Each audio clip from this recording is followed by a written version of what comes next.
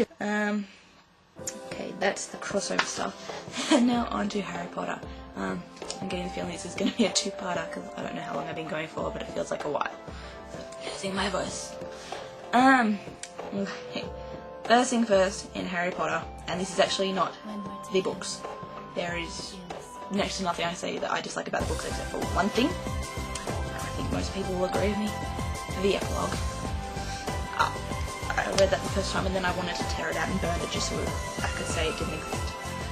I'm one of the people that I would have liked it if it had been left open that, you know, they defeated Voldemort, the war was over, now it's up to us to say what happens next. Let's see, next. I'm sorry if any of you guys are, but Harry Hermione shippers. Ugh, just, you know, how many times do you have to read the books to see that that is never going to happen? You know, in really Deathly Hallows, J.K. Rowling even had to write a scene in of Harry going, no, she's just a sister to me, I don't think of her at all like that. Just to try and reiterate the point to all the fans. Harry and Hermione would never exist. Let's see. Next two are in regards to the 6th movie. First off, the actress they got to play Narcissa. I'm sure she's a great actress. She did do quite fine, but Narcissa was supposed to be Bellatrix's younger sister. And I'm sorry, but did that actress look any, you know, that actress looked so much older than Helena Bonham Carter. So that really got me. Also, her hair. Ew, like the half and the heart. That was just really, really bad. She did have a kick-ass coat though. I did like her coat. But her hair, very bad.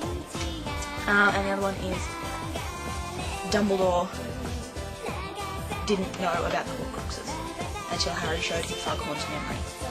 The whole point of the book was going that Dumbledore knew this stuff. Dumbledore was on the wavelength of Voldemort. He knew what he was up to, and just preparing Harry to defeat him. Harry did defeat him. Sorry.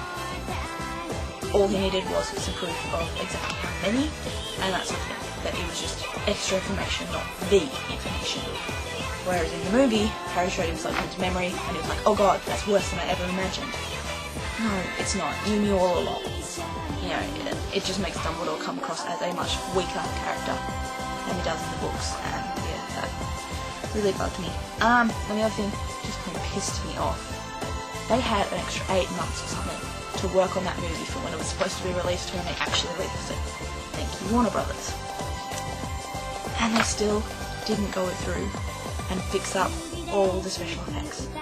I don't know if you guys noticed at all, but in the cave scene towards the end, there's a couple of shots where Dumbledore's hand is supposed to be all scarred and blackened, and, you know, crispy and gross. And there are a couple of shots where it is so clearly not, it's just in a black rub. You know, if you have 8 months to work on something, just get those things right, it's not that hard. So I was annoyed about that. Okay, I'm almost done. One more thing, and this is one that I don't want you guys to take offense at because, you know, I know it's not your fault in any way, shape or form, like it's not the general public's fault in any way, shape or form either, but the fact that Philosopher's Stone had to be changed and titled to be Sorcerer's Stone to make it onto the shelves in America. To be frank, you know, change it back. Once it got popular, change it to what it should rightfully be. So, yeah, I could rant a lot more about that. I don't know, I'll call massively, but yeah, that is a massive pet peeve of mine. And I just, you know, it really bugs me because I got the audiobooks from America and I just can't listen to the first one because every time Jim Dale says Sorcerer's Stone, I want to put my foot through the CD player. It's just not right. So, you know, ask J.K. Rowling what she wanted. I think she'll tell you pretty clearly Sorcerer's Stone wasn't it. Okay, I am running out of voice. So I am going to chuck on the end of this some of that comedy that I told you guys I would do every week and haven't.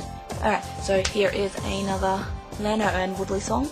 It's not as good as Bouncy Rabbit, but then no song is as good as Bouncy Rabbit. So hopefully this will lighten the mood because I think I've been a bit serious and a bit grumpy about these things that I dislike. So kind of make this suggestion that maybe at some point we do the things that we like about Harry Potter and Twilight because I think that'd be easier to come up with and probably not make me look quite as horrible and ranty as I have come across. Anyway, so to lighten the mood, here is Lena Woodley with their song Cross the Line.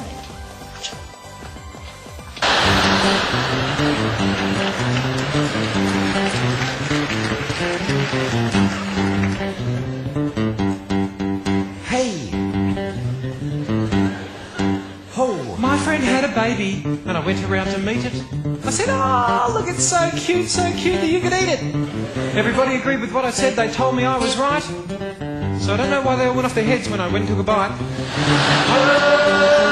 Oh, don't cross the line and don't eat a baby. Sculptor builds a statue with enormous genitals. We all respect that greatly as a fertility symbol. We all call that art, so it doesn't seem that fair that a schoolboy gets detention for drawing digging balls on his chair. Whoa, don't cross the line. Cross the line, ever don't cross the line. And don't eat a baby.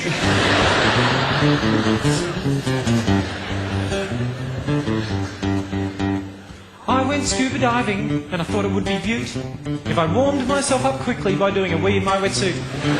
I did a wee that worked great, but I would have preferred if I hadn't accidentally also done a turd. Whoa, don't cross the line. Isn't it a little ironic that we just said the word turd? We're singing a song about crossing the line and we cross it by saying that word. We're a pair of lovable clowns who shouldn't be that up front. We're not meant to swear like that, you stupid little... Can't you see that we cross the line?